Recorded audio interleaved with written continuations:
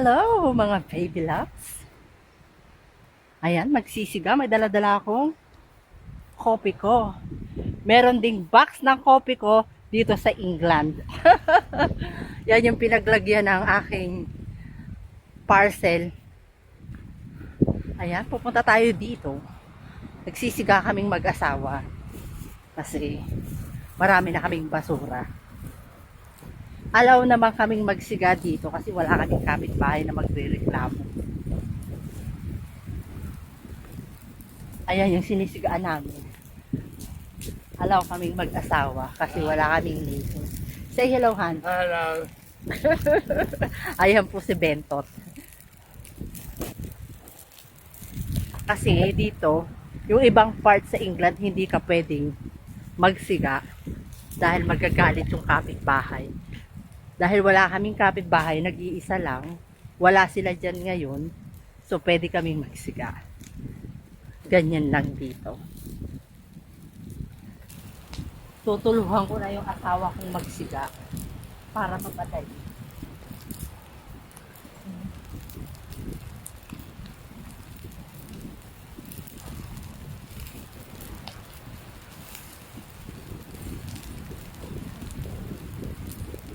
Okay, look what I did. Okay. So, hayaan ko na yan sa asawa ko. Punta tayo dun sa garden ko.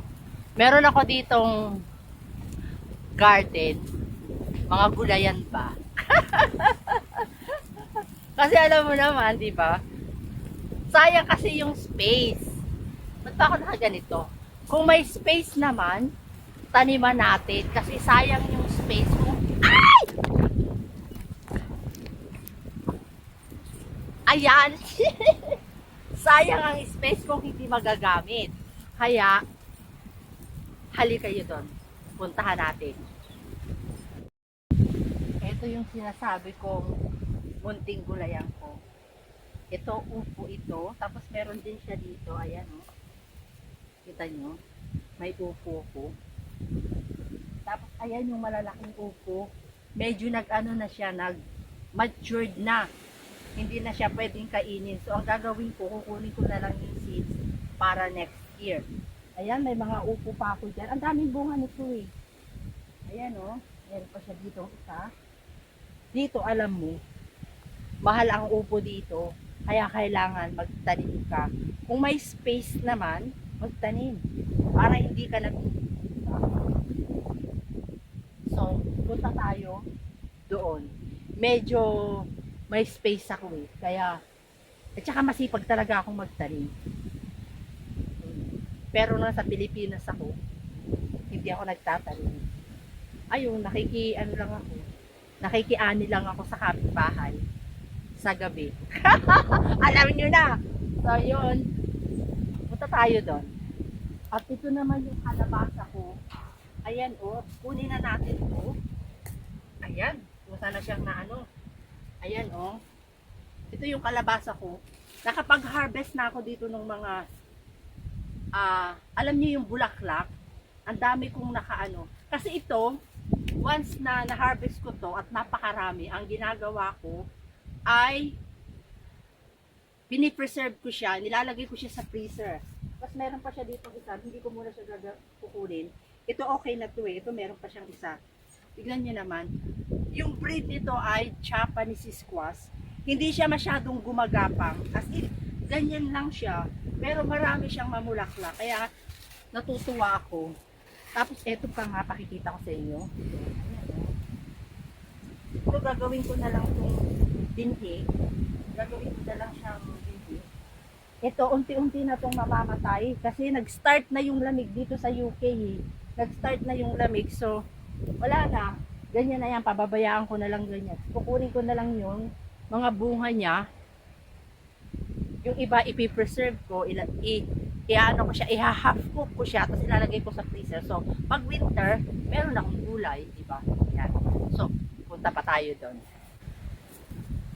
Ito naman yung kamatis ko. Marami na rin akong nakuha sa kamatis ito kapag nagigisa ako. Kasi mas masarap, di ba, yung pag magigisa ka ng gulay o may karne, merong kamatis. Kaya nagtanim din ako. Marami pa yan. Sana umabot siya bago talagang magparamdam ang lamig. Ayan oh, kahapon nanguha ko dito eh. Ayan. Ayan, kinukuha ko lang siya pag magluluto ako para talaga siyang fresh na fresh. At meron pa rin ako ditong, eto makikita ko sa inyo. Eto naman yung aking sitaw. Sasabihin ko na sa inyo yung totoo. Wala siyang kwenta kasi hindi namunga. Ewan ko dito, ba't hindi ito namunga? Bakit kaya ba kayo hindi namunga? Alam mo, inalagaan ko sila ha. Nag-start akong magpatubo nito March o April, ganyan, o May. Hindi ko na alam, matanda kasi matagal na. Tapos yan nga oh, naman napaka-special pa yung ginagapangan nila. Napaka-special ha, binili ko pa yan, ang mahal-mahal. Tapos hindi kayo namunga, hindi namunga. Ewan ko ano problema nito. Baog ata, hindi namunga. Mio. So, punta tayo doon. At, eto naman yung aking sigarilyas. Inabutan na ng taglamig. Kasi mahirap talaga dito yung mag-alaga nito. Although nabubuhay naman siya, kaya lang, parang ang tagal niyang mamunga. Meron siyang bunga dito, isa, ang liit-liit. Hanggang ngayon, maliit pa rin, hindi na lumaki. Ewan ko nga pa, parang pinapagod ko lang yung sarili kong tanim nito. Hindi katulad ng ganito, upo. Namumunga siya, napapakinabangan ko. Pero ito, wala. Parang ganyan lang, pinagod lang ako. Tapos itong aking sitaw, alam mo yun, baog kayo, hindi kayo mga namunga. Diba? Tapos ito, sa loob meron siyang bell pepper. Ayan o. Alam niyo itong bell pepper na to, maganda din itong mamunga. Punta tayo doon sa aking gumagapang.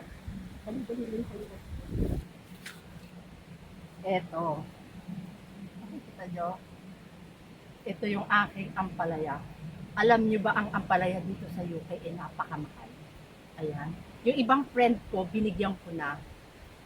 Yan. Pinamimigay ko yung iba niluluto ko. Ito, ipipreserve ko rin to. By padala-dala ko to. Pagod ako. Nandiyan ka nga muna. Yan, ipipreserve ko din yan. Ito, kinuha ko na yung ano niya, yung kanyang seeds, para sa susunod na taon, may itatanim uli ako. Ayan siya, o, diba?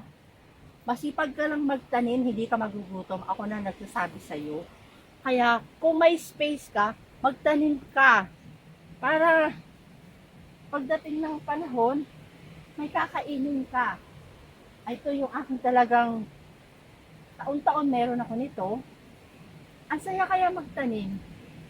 Dito sa UK kasi kapag nagtanim ka, ano siya, tatimingan mo yung panahon. Kasi dito sa UK, hindi stable yung ano niya, hindi stable yung kanyang weather. Minsan, malamig. Kahit winter, malamig. Kaya dapat lagi kang nakabantay sa panahon. Dahil kung hindi, hindi ka makakabuhay. Pero ako, nakakabuhay naman ako. Kasi nga, alam nyo yung parang napag-aralan ko na yung panahon kung kailan ako magtatanim, kung kailan ko siya ilalabas. Pero minsan ang nangyayari, akala mo maganda na yung panahon, pero hindi pa rin pala. Mga after ng 1 week, malamig na naman. Kasi itong mga Asian, dapat yung temperature ng panahon, hindi siya bababa sa 10 or dapat nakaano lang siya hanggang 12. Okay pa sila na nasa labas, okay? Pwede mo siyang ilabas. Pero once na bumaba siya, nag-single number siya, hindi siya pwede, mamamatay agad siya. Mamamatay, naninilaw sila. Katulad yan, mga ilang panahon pa to, by next month, maninilaw na to. So, bago siya manilaw, ang gagawin ko, kukunin ko yung mga dahon, ihahas ko, ilalagay ko sa freezer. Ito yung aking patola. Ito siya. Bakit naman humiga ka? Ay, kaya pala, may mga bunga na. So, okay lang. Sige, humiga ka lang. Kailangan natin itong tukuran. Kasi sayang naman. Ito. Lagyan natin ito ng tuko. Sayang, kasi nakahiga siya. Mukhang pagod na siya sa buhay niya. Ayan, takura. May bunga na siya, oh. Ang laki. Ang laki ng bunga niya. Alam mo, masarap to sa tinola. Itong Itong ano ng bell pepper na to, yung dahon ng bell pepper, masarap to sa tinola. Minsan nga magtitinola ko. Tignan nyo, oh. Di ba ang laki, oh? Nakakatuwa talaga pag nagtatanim ka. Alam mo yun? Pag nakikita mo na namumunga na sila, start na yung saya mo. Ito, ang dami ko na. Ito, ang dami pa pala, oh. Ang dami pa niya. Sana umabot pa siya sa ano. Yung iba, ano ko na, harvest ko na, i-half cook ko siya para mailagay na siya sa freezer. Ang dami pa nagsisimula. Nakikita nyo? Di ba? Ang ganda. Yung iba nito ay aking, basta pumasok dyan. Lumabas ka dyan. Yung iba nito ay gagawin kong binhi, tapos magbibenta ako ng seeds sa eBay. Alam nyo yun? Ay, di ba?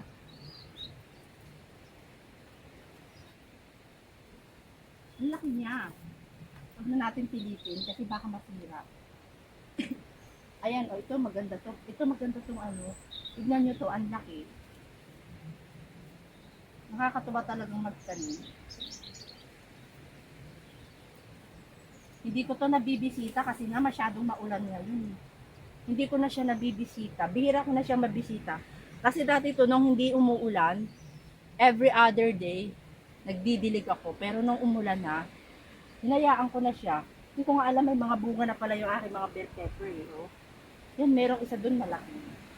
Hindi niya na kanaya, kaya humiga. Pero tuwang-tuwa ako sa upo ko. Last year yung upo ko, late ko na lang tinanim. Kaya medyo hindi maganda yung harvest ko. Pero ngayon, grabe, talagang ang dami niya. Marami na akong nabigyan nito. Oo, tignan niyo. Oh. Ang dami ko na rin nakain. Tapos yung doon, namatay na siya. Sana nga, no? Next year kasi babaguhin ko to. Tapos ito, tignan niyo naman, yung aking talong, walang kwenta. Late na, hindi talaga siya gumanda. Pero kung yung last year, yung aking talong ay nasa paso, nasa 10 liter na paso, maganda yung ano niya, maganda yung tubo niya, bumunga siya ng marami.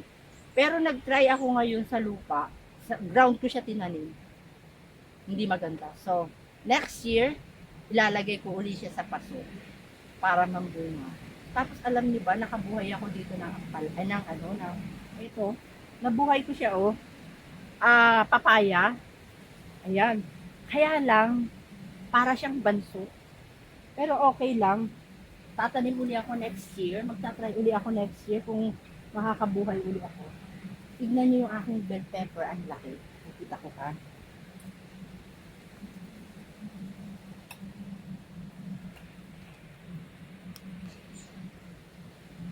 Ito yung bell pepper ko. Marami ng bunga eh. Kaya lang ngayon pa lang sila naglalak. Nakikita mo? Nakikita niyo? Ayan oh. Ang laki niya, di ba? Ayan oh. Ang sarap niya, manamis-namis.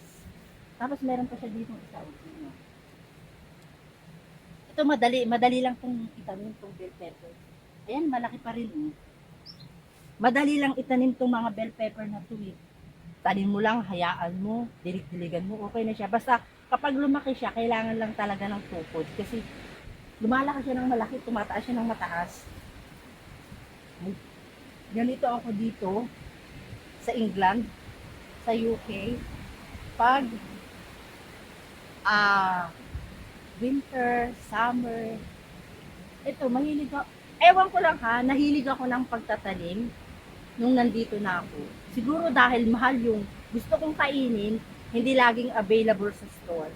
So, naisip ko, bakit hindi kaya ako magtanim? Eh, meron naman akong maliit na space, di ba? So, why not coconut? Ayan nga, nagtanim na ako. At saka, lagi kong sinasabi, ibablog ko to, ibablog ko to. Kaya lang, tamad akong gumawa ng video. Alam niyo yun? Late na, bago ako nakaisip na i-vlog ko. Pero tingin ha, in fairness ha, hindi mo naman ang aking ano. Oh. Ito pwede pa itong i-kainin. Pero yung iba na yan, kukunin ko yung seeds, ibibenta ko sa eBay. Para naman pagkapirahan ko, diba? Tapos ayan, ang saya-saya lang talaga. Alam niyo yung feeling ko, ang sarap, ang saya sa pakiramdam kapag yung talim niyo na mubong. Hindi naman talaga ako expert eh. Alam niyo yung nanonood lang ako ng mga video sa YouTube. nagbabasa-basa ako. Kasi hindi naman talaga ako expert. Pero natuto na rin ako. Ilang taon na rin ako nagtatanim, siguro mga may 5 years na. Kasi alam mo yung minsan talaga gusto mong kumain ng ampalaya, tapos pupunta ka sa Asian store, wala. Di ba nakakadismaya? So ang ginawa ko, nagtanim ako. Tapos pakikita ko sa inyo, last year nagtanim ako ng apple. Bumili kami ng puno ng apple, mga ganyan lang siya. Ngayon may bunga na. Pakita ko sa inyo. Halika, dali, nakakatuwa. Ito yung itinanim ko last year. Nakikita nyo, may bunga na siya. Ayan o. Nakapanguhan na rin ako dito. Pinakakain ko sa parrot. Ayan o. May bunga na yung, last year ko lang ito itinanim ha. Tapos ayun pa, ito pa o. Meron din sa dito o. Ayan o. Yung apple. Ayan. Tapos meron pa rin ako doon. Di ba nakakatuwa? Ang dami-daming bunga. Kaya alam mo, libang na libang ako dito. Libang na libang ako. Hindi ko ipagpapalit yung buhay ng city dito. Kasi dito, tahimik. Tahimik yung buhay ko dito. Walang chismosa. Kung may kachismisan man ako, yung asawa ko lang. Ayan o, meron kami dito. Hindi pala amin yan. Walang nagmamay-ari. Kasi nasa labas ng bako. Peras. Ayan, ang lalaki ng bunga. Punta tayo dun sa kabila. At ito yung aking greenhouse. Itong aking kalamansi, nakalagay yan dun. Pero, ipinasok ko dito kasi nga, malamig. Nakikita nyo, naninilaw na yung ano niya. Hindi niya na kaya yung lamig. Naninilaw na yung kanyang dahon. So, kailangan ipasok na siya dito. Tapos ito, pag ito hindi niya kinaya dito, ang gagawin ko ay papasok ko doon sa loob ng bahay namin sa may conservatory. Ngayon, kukuha ko ngayon dito kasi kailangan ko. May iluluto ako. Pero para kasi ang liliit pa, hindi pa siya ready. Patingin ko hindi pa to ready. Pero tignan natin, kung hindi, di pipili na lang ako ng lemon para ilagay ko sa aking pagkain. Nakakatuwa talaga. Mukhang hindi pa siya ready. Pero pipili ako ng medyo malalaki. May kalamansi ako. Alam mo, ang mahal na kalamansi dito kapag binili mo sa market, at saka bihira kang makakakita, hindi palaging may kalamansi. Ay! Uy! Ito ka nga. Tapos meron pangalan pala ako dito strawberry. Puno ng strawberry. Nag-ano rin ako. Kailangan natin sa bulsa ko. Kasi nanlalaglag. Maliit yung kamay ko. Ayan. Pipili lang tayo ng medyo malalaki na pwede na. Pero mukhang hindi pa talaga siya pwede kasi ang liliit. Nakakatuwa talaga kapag nagtatanim ka. Alam mo yun, para talagang ang galing-galing ka. Feeling ko, ang galing-galing ka talaga magtanim. Ayan. Pwede na siguro to. Kasi meron akong beef. Lalagyan ko nito. So, tignan nyo naman. Hindi pa talaga siya pwede. Hanap pa tayo dito. Ito medyo malaki-laki. Ito baka pwede na. So, at uuwi na rin ako, no? Marami pa kasi akong ginagawa sa bahay.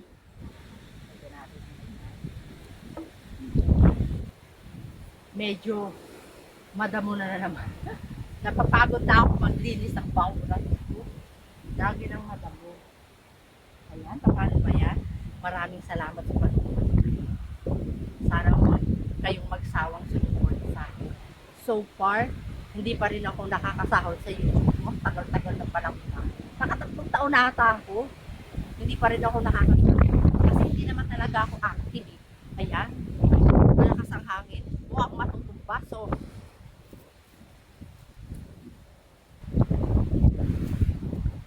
ayan. Ang lakas ng hangin. Sigurado to, maingay ang aking video. So, paano ba yan? Uli pala. Mukhang matutumba. Huwag kayong makalimot mag-subscribe, mag-like, at saka i-click nyo na rin yung notification notification.